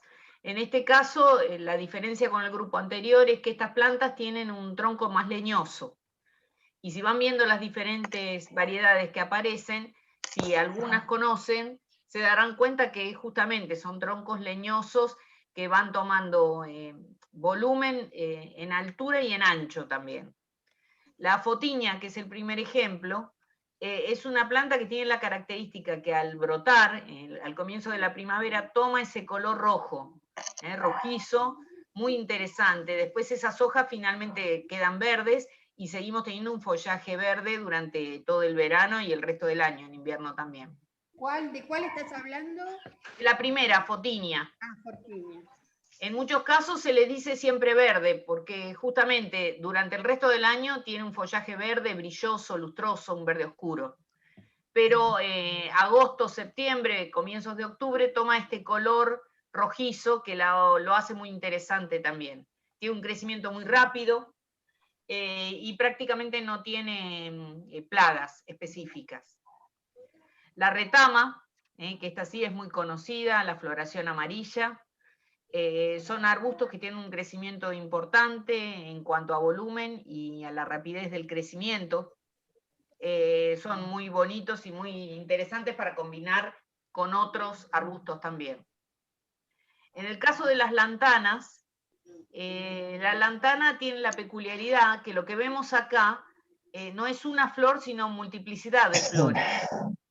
Cada uno de esos pequeños circulitos es una flor dentro de un racimo. Y cada flor va teniendo como un distinto momento, por lo tanto vemos variedad de colores, de formas, de texturas en cada uno de esos racimos. La lantana es una... ¿Cómo? Perdón, Jayana, yo tengo un cerco que hice, después voy a mandar una foto del frente de mi casa, ¿viste? Todo alrededor, ¿sabés las veces que me sacaron? Solo hice por estaca de semidura en noviembre, pero me han sacado y me han pedido muchísimas plantas de esta, es hermosa, florece muchísimo tiempo. Es re linda la lantana. Además hay muchas variedades y muchas variedades de color. Te hago una pregunta con respecto a la lantana. Sí. ¿Es una planta que necesita mucha agua o casi nada de agua? Poca Porque agua. yo tengo una y creo que me excedí en el agua y se le cayeron todas las hojas. Se secaron las hojas. Reacciona mucho al exceso de agua la lantana, reacciona al exceso de... Reacciona muy rápidamente al exceso de agua. Puede estar con poco riego, es una planta que en un suelo drenado tal vez no necesita más que 1 o 2 riegos por semana en verano. Eso es lo que hice ahora, la podé. El agua se pone fea. Exactamente, la podé y brotó y ahora no le estoy dando agua y está bárbara. Por eso la duda era, ahí va la pregunta. A mí me pasó, tenían una maceta y tiene un crecimiento tan vigoroso que las raíces taparon los agujeros de las macetas. Y ahí fue cuando tenía el exceso de agua. Volví a hacer los agujeros, la podé por completo y en un mes tenía la planta del tamaño original otra vez. Sí, es re vigorosa. Bueno, es nativa. Hay muchas variedades, pero son en general de la cuenca del Río Platense, digamos. Y... Se adapta bien al suelo arenoso. Sí, sí, es verdad. Totalmente. Sí, Clarita, yo me voy a tener que retirar porque tengo que hacer un trámite en PAMI. Vaya, Vina. ¿Queda grabado lo que queda? ¿Va a quedar todo grabado? Así es. Así es. Muy bien, gracias, que tengas un buen fin de semana. Vayan, muchas gracias. Hasta luego. Muy interesante. Gracias, hasta luego. Bueno, quiero, aunque sea terminar, o sea, presentarles los temas que estaban estimados para hoy, que nos quedan estos 13 minutos, para generar después un mini debatecito final. Bueno, digo, seguimos ampliando esta idea de casos, ejemplos de plantas que presenten estas características del grupo funcional arbustivo. O sea, plantas que tienen tallos leñosos, que son perennes, que presentan ya una altura un poquito mayor, veníamos viendo todas plantas florales bajas. Aparece el romero como una aromática, y fíjense que ya vimos casos de especies aromáticas como cubresuelo y ahora como arbustos. Entonces fíjense cómo se mezclan las categorías. Veníamos hablando en criterio taxonómico según el grupo de plantas por especie. Hablamos también de grupo funcional en función de justamente qué nicho, qué hábitat ocupa dentro del jardín, del ecosistema. Y eso se entrecruza con criterios como el grupo de plantas aromáticas. Bueno, dentro del grupo de plantas aromáticas encontramos plantas del grupo funcional arbustivo, plantas del grupo funcional cubresuelo. Fíjense cómo se empieza a entrelazar todo eso y no se anulan entre sí esas categorías. Bueno, y 2 ejemplos más que son la Dodonea, el Crataeus. También ejemplos de casos de plantas arbustivas con follajes, con tamaños, con formas. La Dodonea tiene una forma más lo que llamamos en jardinería piramidal, es flaquita y alta. El Crataeus es más achaparrado, pero presenta una floración con frutitos rojos, súper llamativa. Además florece en otoño, que es un momento como raro de tener tanto color rojo, flor. Bueno, pero de vuelta, son ideas, son ejemplos como ideas disparadoras para pensar el jardín, alguna incorporación, alguna combinación específica en sus rincones botánicos. Bueno, Ejemplos de árboles de mediano porte, que sería el siguiente grupo funcional, y también traemos 6 ejemplos, mixtura de especies exóticas, especies nativas, como las más clásicas, la lagerstroemia, que es un árbol de bajito porte, que se usa mucho en veredas, en jardines pequeños, porque, digo, tiene follaje todo el año y además presenta una floración hermosa. El acer japonés, que también es bastante popular entre los jardineros, porque tiene esta forma dactilar, se llama, porque tiene una forma de mano, y que cambia la tonalidad de la hoja de verde a morado súper llamativamente. El caso del Zen del campo, que es un árbol de bajo porte, un árbol pequeño, que es una especie nativa, que atrae polinizadores, que atrae aves, mariposas, súper llamativa al momento de la floración. Ahora están por explotar justo los Zen del campo que tenemos. El ciruelo de jardín, una planta bien clásica para usar de árbol de bajo porte en jardines, reclásico porque tiene todo el año follaje morado. La acacia bailesiana, que es un tipo de acacia, es una planta exótica, pero que tiene un rasgo bien llamativo porque las varas de su follaje presentan dos colores de hojas más como pálidas, verdes, y las hojas más jóvenes son más violáceas, y entonces genera también un lindo efecto combinado con otras plantas.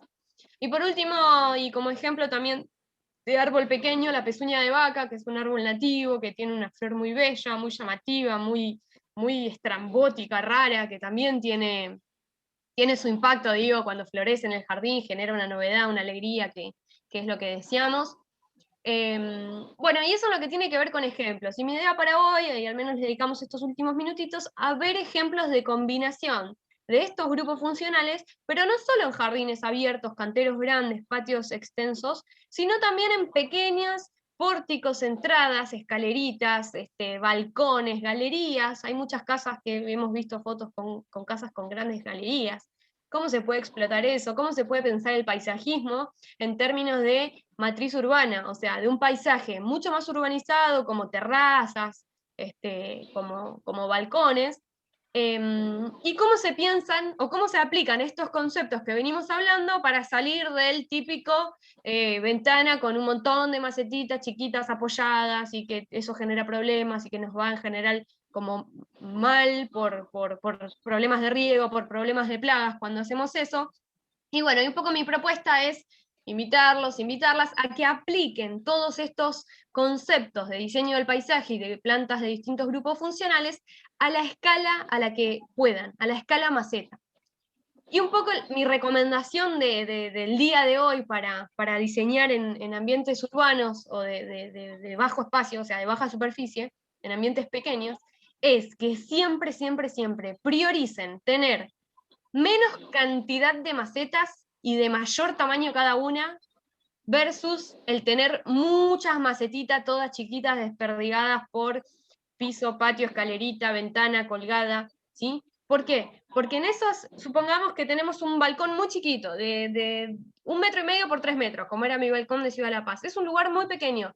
Sin embargo, lo que queremos hacer ahí es generar, en ese caso, por ejemplo, yo puse 2 maceteros, ¿sí? O sea, toda mi jardinería del departamento se nucleaba en 2 jardineras largas, pero muy finitas, para que no me sacaran lugar del balcón. Y lo que generé ahí fueron justamente esta idea, o sea, mezclar, generar esta complementariedad entre plantas de distintos grupos funcionales, algunas rastreras, algunas colgantes, algunos arbustos pequeños, piensen, eran 2 jardineras grandes, pero que digo, yo sola las podía mover, cualquiera de ustedes también las puede mover solas cuando están vacías, que pueden ser macetas de fibrocemento, pueden ser macetas de plástico, pueden ser macetas recicladas de madera. Bueno, cientos de ejemplos, pero que prioricemos, ¿sí?, una única o 2 maceteros un poquito más grandes, en vez de muchas macetitas chiquititas. ¿Sí? Y ya no más esto de, bueno, compro el plantín en el vivero, lo traigo y lo dejo ahí. Bueno, no, lo voy a meter a mi mini ecosistema de macetero, a ver cómo se lleva, cómo se complementa, cómo explora el suelo de la maceta con las demás plantas, qué posición se ubica, crece, se dispone su follaje para interceptar mejor la luz y no molestarse con las otras plantas. Digo, eso nos va a dar experiencias mucho más enriquecedoras, porque nos van a enseñar más las experiencias, digo, de intervenir maceteros, quizás pocos maceteros, 1 o 2 maceteros un poco grandes. Y digo grandes y posta que pueden ser enormes, hay maceteros hasta de 100, 150 litros, pero pueden ser macetas, por ejemplo este es un macetero que digo, existen de PVC, súper livianas, si la compramos solas, las podemos armar incluso solas, sin ayuda de nadie, compramos bolsas de sustrato pequeñas que las podamos mover, posicionamos la maceta cuando está vacía, en donde nos gustaría que quede, y la vamos de a poquito armando ahí, entonces no hay que ni mover cosas pesadas ni nada, y después armo el ensamble. Fíjense este diseño, o qué hermoso. Cómo se combinaron especies más bajas, dicotiledóneas, con especies bulbosas que brotan en un momento del año, en otro momento se muere el follaje y ahí crece, por ejemplo, invade un poco más esta. O aquí, cómo se han combinado especies decumbentes que son colgantes con especies un poquito más altas. O fíjense acá que notorio cómo se combinó un arbusto con un cubresuelo. Es bien claro, ¿no? O sea, cómo se genera esta complementariedad para también lograr este efecto de floración, de dinamismo, de diversidad de colores, también en espacios súper reducidos. Clara, buenísimo todo lo que decís, el grupo funcional, pero yo no tengo ni patio, ni balcón, ni esto, ni lo otro, y tampoco quiero hacer maceteros grandes. Bueno, también hay respuesta para eso. Todos estos mismos conceptos de diseño se pueden aplicar en diseños de interior, o sea, con poquito sol, muy poquito sol. Hay muchas especies dentro de cada uno de los 7 grupos funcionales que son especies que toleran la sombra para lugares sombríos. Entonces también puedo combinar arbustos más altos para lugares sombríos, con especies decumbentes, cubresuelos, o miren acá hay una herbácea combinada con una esterlitzia, con un rosario. Entonces también puedo generar esos mismos efectos en ambientes de interior. De vuelta, priorizando también ahí en los ambientes de interior, en vez de tener 1.000.000 de macetitas chiquitas colgadas de la ventana del barral del baño, priorizar tener, bueno, un rincón. Voy a tener en ese rincón, cercano a la ventana, al ventanal, en la pieza, en el living, en la cocina, voy a tener un solo macetero, lo más grande que pueda. Y ahí voy a intentar generar el diseño intercalando distintas especies de los grupos funcionales. ¿Se ve? O sea, ¿ven cuál es la invitación, no? Como empezar a aplicar un poco esta idea, esta noción de combinación de diseño a cualquiera sean nuestros espacios. Grandes, chicos, con mucho sol, con poco sol. Lo podemos hacer, no anula. Y por último, traer en estos últimos minutitos quizás este debate que tiene que ver con esta moda, con este nuevo debate más moderno sobre el paisajismo que intenta revalorizar las plantas nativas, las especies nativas. Y para eso les traigo este ejemplo, que es el caso de la salvia. Acá en particular 6 variedades, pero se encuentran y ya cada vez más a los viveros, más de 30 variedades de salvias nativas. Guaranítica, farinácea, Grey roja, Purple Magic. Bueno, hay un montón de variedades de salvias que tienen mucho valor ecosistémico, o sea que cumplen una función en los ecosistemas, alojando a polinizadores, alojando aves, alojando muchos insectos benéficos, mariposas, gusanos. Bueno, eso es lo que buscamos, eso es lo que busca este nuevo movimiento, por lo menos nosotras con Fabi también lo buscamos, lo pregonamos, lo ponemos en debate profesionalmente, porque también es un nuevo cambio de paradigma que como jardineros y jardineras podemos decidir indagar, adoptar. No quiero decir que todos nos vamos a convertir al paisajismo o a la jardinería cero intervención, que es una moda, una posibilidad también para hacer jardinería, pero quizás podemos hacer esos experimentos en pequeños parches, en pequeños rinconcitos. Y con esto le dejo la palabra brevemente, porque ya no nos queda nada, a Fabi para que nos cuente su experiencia también en la trayectoria, en la lucha por la revalorización de las especies nativas.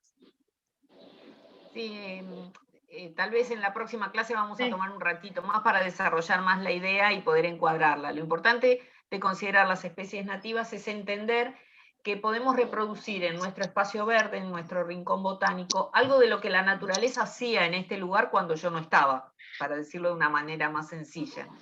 En nuestros jardines, en nuestro espacio que pertenece a una ecorregión, hay una flora propia, típica, que surge cuando pasa un tiempo y a ese cantero o esa maceta, no le pusimos ninguna planta a nosotros, recibió humedad y empezó a crecer algo.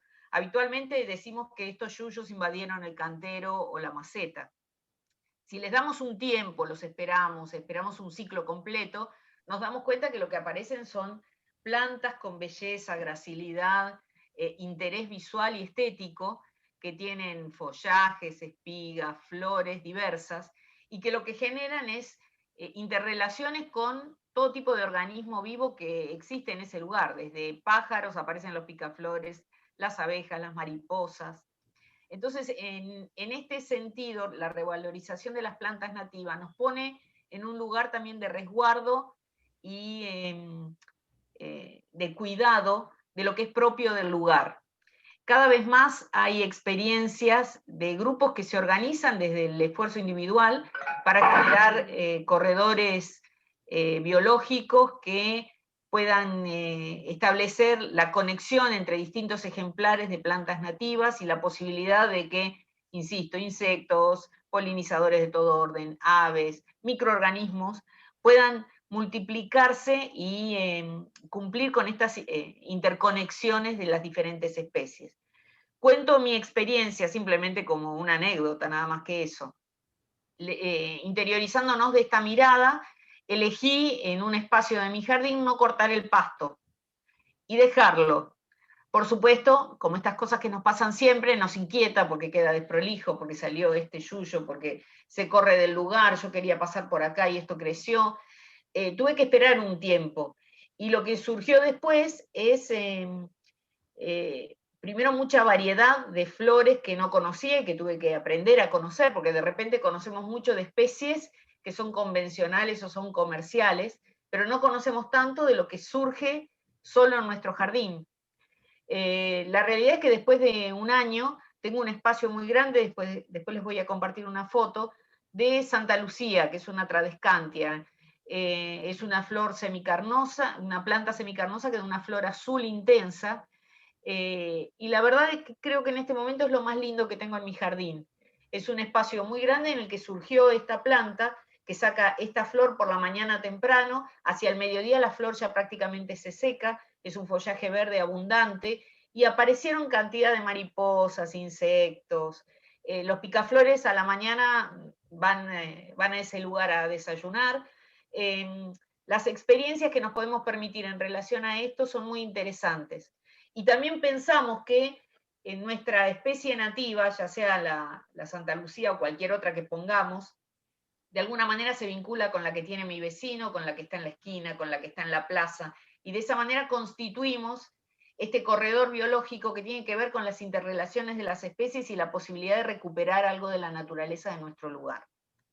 De todas maneras, creo que por ahí la clase que viene le damos 10 minutos a explicar más el concepto de nativo, a qué refiere, y nombrar algunas especies. ¿Te parece, Clara? Sí, totalmente. Creo que es un tema también que es lindo dar espacio al debate, a ver qué experiencias, Claro. qué pensamiento, cómo hace sentir eso de revalorizar, de redescubrir qué bioma existía antes de que vengamos y invadamos en gran medida la llanura pampeana, o bueno, otras zonas del país, porque también de verdad hemos alterado otras zonas del país. Un detalle más, el año pasado con los grandes incendios que hubo en todo el país, sobre todo en la zona central, hubo un movimiento que buscó recuperar los esfuerzos individuales para pensar en no solo la revalorización, sino en la recuperación de estos espacios nativos, Claro, que ya se estaban perdiendo desde antes.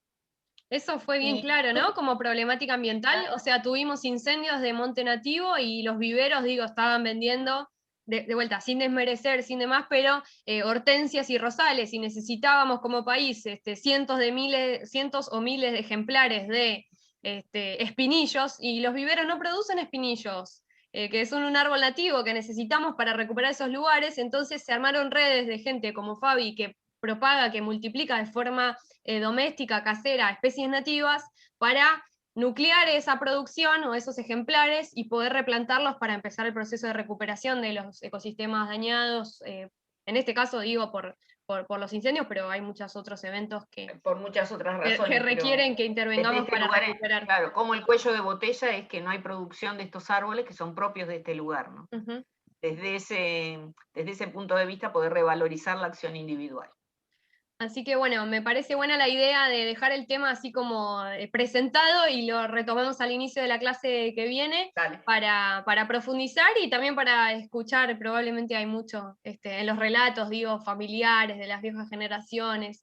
Claro. ¿Cómo nos hace sentir eso? Digo, si de a poco vamos deconstruyendo esta idea de, bueno, me gustan las plantas florales, o si puedo, si me encuentro abierta a reconstruir ese concepto de estética por plantas que quizás no son tan convencionalmente bellas, tienen espinas y qué sé yo, pero presentan en un momento una flor muy linda, muy única.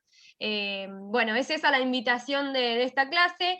Creo que queda claro que la consigna para la clase que viene es perder el miedo ahí al bosquejo, a la hoja en blanco, y empezar algunas líneas, algunos esbozos del diseño de sus rincones botánicos. Esa es la consigna para la clase que viene, a papel y lápiz, atrás del ticket del supermercado, en una foto, en una imagen, como mejor les resulte. La invitación, la consigna para la clase que viene es hacer algún bosquejo, algún esquema de cómo aplicarían estas nuevas nociones de cómo diseñar el espacio de sus jardines, de sus rincones botánicos para el trabajo final. ¿Les parece? Dale. Bien. Bueno, muchas gracias por participar, nos vamos, así no se extiende mucho Gracias. más. Pero bueno, quedamos en contacto por el grupo y que tengan clase. linda semana. Muy linda clase. Gracias. Gracias. Hasta luego. Vamos leyendo. Chao, chao. Fíjense, buenas Gracias, muy linda la clase, hermosa. Hasta luego. Chau, chau. Buena semana. Chau, chau. Gracias, igualmente. Chao, chao. Chau, chicas, gracias. Muy linda la Chau, clase. chau. Gracias. Me encantó, me encantó. Chao. Muy linda clase.